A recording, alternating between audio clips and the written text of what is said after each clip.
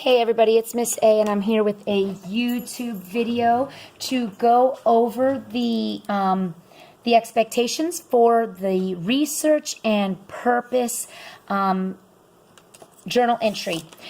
This will be due to me next Monday, so not the Monday coming up, but Monday the 17th, so September 17th. It will be due, so I'm going to go ahead and write that here, due Monday, September 17th, 2018. All right. And so we will be doing our lesson on this on this Monday coming up, the 10th. But I want to go ahead and get this video up so that everyone knows the expectation for the journal entry. So journal entry should always be dated with whatever date you're working on it. Every time you go into your journal, you should be dating it. So if I start writing it today and then I stop, I will, the next time I go in there, if it's 2 days from now, I'll put the 2 days from now and I'll write, I'm finishing, or I'm finishing from when I started the last time. So something to that effect. So it should be dated. It should be labeled with what we're learning. So labeled. Okay, so the expectation for research with regard to our STEM Fair projects is they should have the complete website address.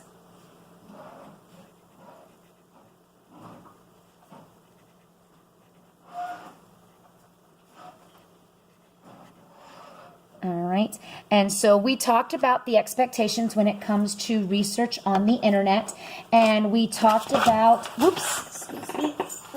we talked about how there are to be no .coms, so no .com websites, due to the fact that .com is for profit, so that and since it's for profit, they can say whatever they want on there. So we want to limit our .coms. The only place where a .com is okay is if they're looking at a product label. And the reason why that is okay is because the company, the labels have to be approved through the FDA, and so they can't put stuff on there that isn't within the label. So, and if they do, they would get fines and penalties and all that stuff. So if it's a product label of food or drink, beverages like a soda or anything like that, those are okay when it's a .com. But for anything that we're doing, like if they wanted to get, so we're doing for the, for my AM class, my morning class, we're doing cell phone cords, Android cell phone cords. We're comparing whether manufacturers of certain cords charges a phone faster than other manufacturers of a phone cord with regard to that. So you could go to the company's website. So if, let's say it was Google made the certain thing, you could go to Google's website and you could get item specs. They put those on there. Those are the specs of the item, like what wattage it is and what they say the charging time is with the cord and this or that. You can go there for item specs. So it'd be okay to go to the manufacturer's website because you're looking up a product's information. Good websites are definitely, if anything that's .edu, that means it's an educational website. It's not for profit. Those are all good. .org, you have to check. I say .org, you have to check with me, meaning the teacher. We'd have to check on those. We will be working on the website and finding the website together on Monday. So the children will already have the complete website address listed down. Hopefully they'll be able to, since we have access to computers and laptops for every kid, hopefully they'll be able to get all their research done with me. But if not, they will have to go through and get information if they need it. So now that's what's expected, where you can go and the address. Now what's expected as far as research notes should be short phrases about what they found. So for example, if I have Coke has 140 calories, I might write 140 calories, and I got that from the website.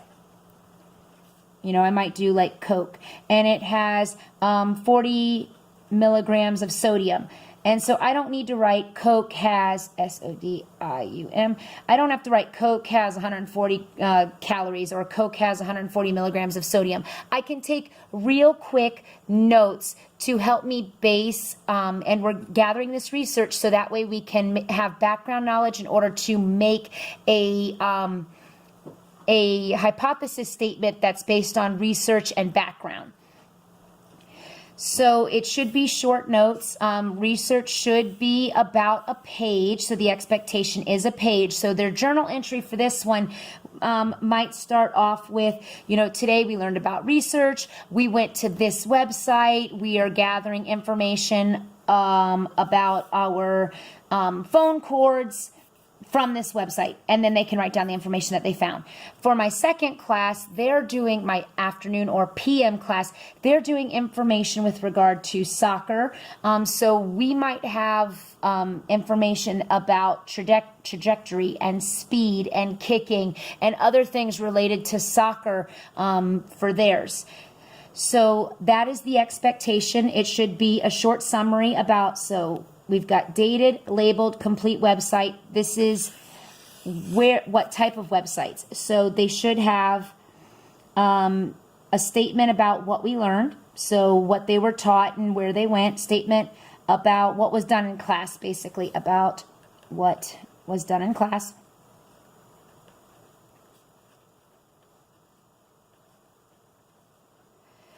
And it should include a notice of due date. So they should be writing, okay, this is due on this date, notice of due date. And it should include the information that they gathered. This is for research.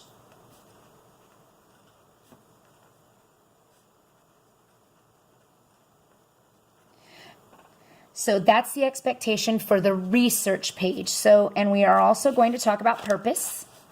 That is the next topic. We'll be doing both together.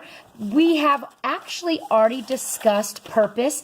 We talked about purpose being the reason behind doing the project, the bigger picture, not just, oh, I want to do a STEM fair project, or, oh, I thought it was cool. So the purpose is like the bigger reasoning behind doing the project. The big reason behind doing the project.